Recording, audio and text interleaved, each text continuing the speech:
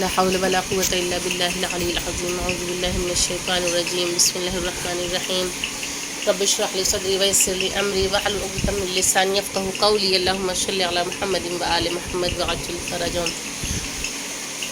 معزز قاہران السلام علیکم.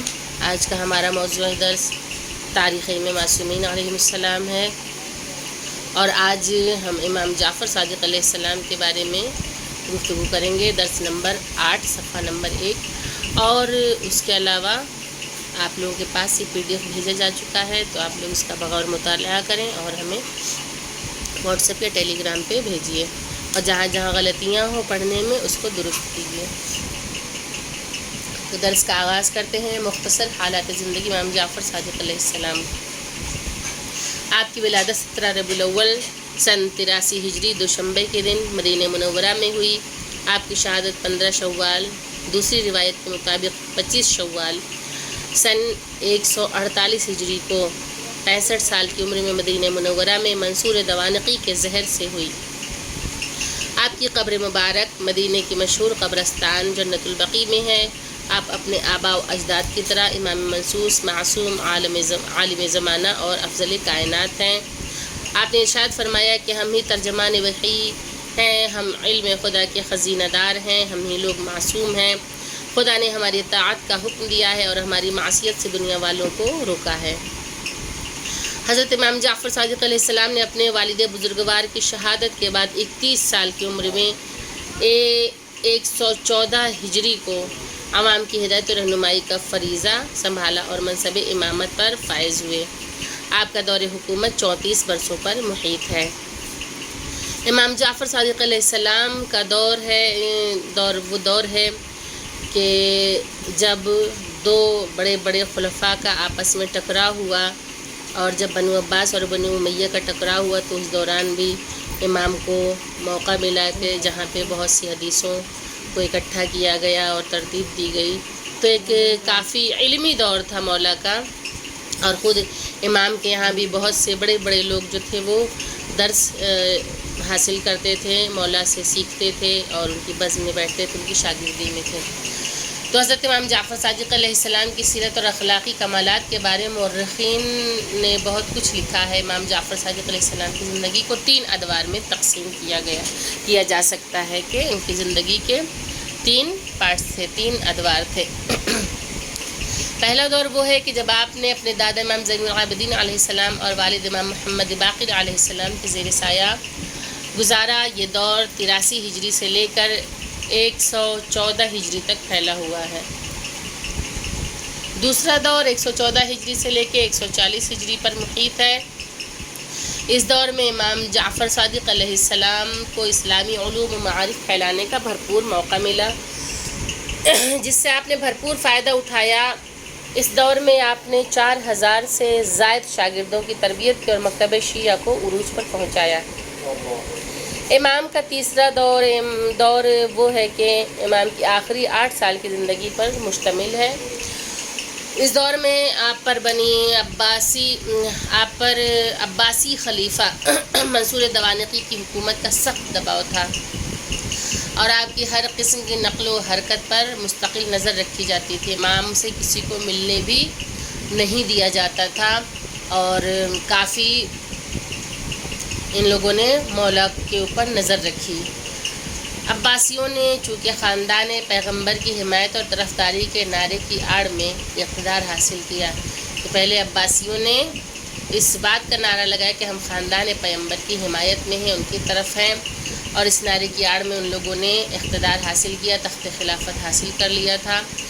اور شروع میں عباسیوں نے امام علیہ السلام پر دباؤ نہیں ڈالا اور انہیں تنگ نہیں کیا، لیکن عباسیوں نے آہستہ آہستہ اپنے قدم جمانے اور اقتدار اپنی حکومت کو مضبوط کرنے کے بعد امویوں کی روش اپنا لی اور ائمہ معصومین علیہم السلام اور ان کے محبین کو تنگ کرنے لگے. جیسے کہ بنو امیہ کا یہی طریقہ تھا کہ یہ لوگ ائمہ معصومین علیہم السلام سے بغض رکھتے تھے اور امام کو پریشان کرتے تھے، ان کے چاہنے والوں کو بھی تنگ کرتے تھے. تو وہی کچھ بنی عباس نے جو بنی عباس تھے ان لوگوں نے بھی یہی کہ جب عباسی دور حکومت چلا.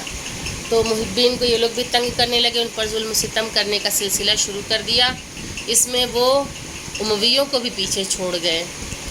امام جعفر صادق علیہ السلام کے شاگرد و اصحاب کے بارے میں ہے کہ ابان بن تغلب ابو سعد الکوفی، انہوں نے 3 ائمہ معصومین علیہ السلام کا زمانہ دیکھا، یعنی کہ یہ امام زین العابدین علیہ السلام اور امام محمد باقر علیہ السلام، اس کے بعد امام جعفر صادق علیہ السلام۔ وہ قاری بھی تھے اور فقیہ بھی، قرآن حدیث اور تجوید میں دوسروں پر سبقت رکھتے تھے۔ ان کے بارے میں اتنا کہنا کافی ہے کہ امام محمد باقر علیہ السلام نے ان سے فرمایا تھا کہ مسجد مدینہ میں بیٹھو اور لوگوں کو فتوے دو، کیونکہ فتویٰ کوئی معمولی انسان نہیں دے سکتا، بلکہ اس کے پاس علم و فہم زیادہ ہو، اور جس کو امام کہہ دے تو ظاہر ہے کہ اس کے اندر وہ کوالٹیز موجود تھی۔ تو ابان بن تغلب جو تھے ان کو امام محمد باقر علیہ السلام نے یہاں تک کہہ دیا تھا کہ مسجد مدینہ میں بیٹھو اور لوگوں کو فتوے دو۔ حشام بن الحکم البغدادی الکندی، ان کی علمیت کے اندازے کے لیے یہ کافی ہے کہ انہوں نے پوری زندگی مناظروں میں گزری، جس میں جاثلیق نصرانی سے مناظرہ، امامت، حق کی اطاعت کا وجوب اور ابو حنیفہ سے مناظرے شامل ہیں۔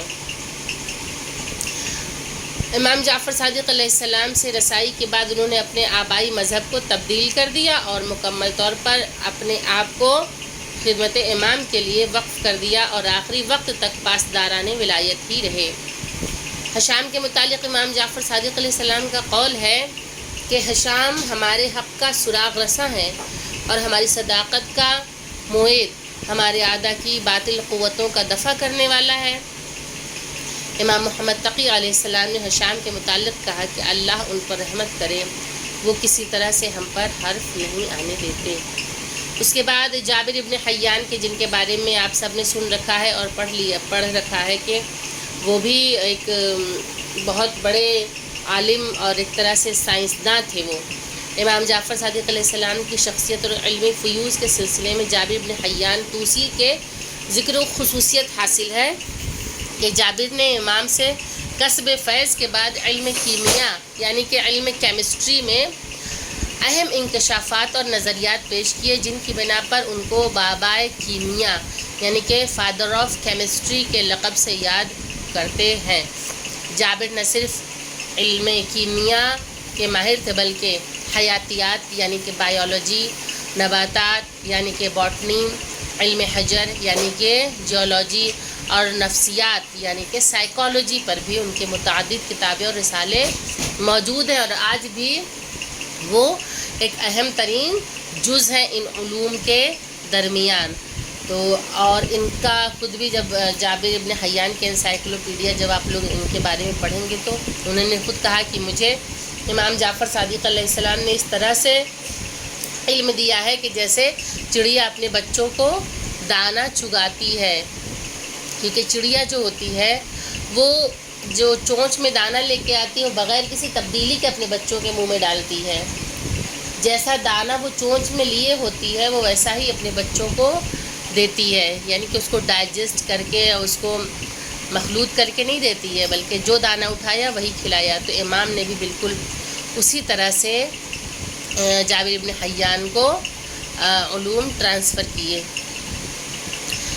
احادیث سے امام جعفر صادق علیہ السلام نے ہے کہ آپ نے ارشاد فرمایا کہ ایسے شخص کے ساتھ دوستی اور مصابحت اختیار کرو جو تمہاری عزت سربلندی کا باعث ہو، ایسے شخص سے دوستی اور مصابحت نہ کرو جو اپنے آپ کو تمہارے لیے نیک ظاہر کرتا ہے اور تم سے استفادہ کرتا ہے، کہ دوستی اس کے ساتھ کرو کہ جو تمہیں عزت دیتا ہے اور تمہارے لیے سربلندی کا باعث بنتا ہے، بلکہ ایسے لوگوں سے دوستی مت کرو کہ جو تمہارے سامنے تو نیک ہوتا ہے ظاہراً، لیکن جب اسے مطلب ہوتا ہے تو وہ اپنے مطلب پہ یاد کرتا ہے، تم سے فائدہ اٹھاتا ہے، تو ایسے لوگوں کی دوستی سے منع کیا ہے۔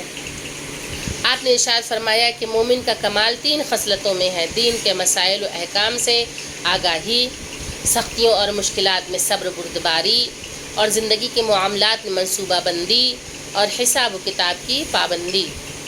یہ 3 خصلتیں مومن کے اندر موجود ہوتی ہیں۔ آپ نے ارشاد فرمایا کہ تمہیں مساجد میں جانے کی سفارش کرتا ہوں، کیونکہ مساجد روئے زمین پر خدا کے گھر ہیں، اور جو شخص پاک و طاہر ہو کر مسجد میں وارد ہوگا، خداوند متعال اس کو گناہوں سے پاک کر دے گا اور اس کو اپنے زائرین کے زمرے میں قرار دے گا۔ اس کے بعد آپ نے ارشاد فرمایا کہ خداوند متعال نے 5 نمازیں بہترین اوقات میں تم پر فرض کیں، بس اپنی حاجات ہر نماز کے بعد خدا کی بارگاہ میں بیان کیا کرو اور ان کی برابری کی دعا کیا کرو۔ یہ نمازیں جن اوقات میں اللہ نے واجب کی ہے، یہ اوقات بہت ہی فضیلت کے حامل ہیں، اور ان اوقات میں پروردگار دعاؤں کو قبول کرتا ہے، اسی لیے اول وقت کی فضیلت بہت زیادہ بیان کی گئی ہے۔ تو ان اوقات میں نماز پنجگانہ کے بعد انسان کو یہ چاہیے کہ دعائیں کرتا رہے اور پروردگار سے اپنی دعاؤں کی قبولیت کے لیے بھی دعا کرے۔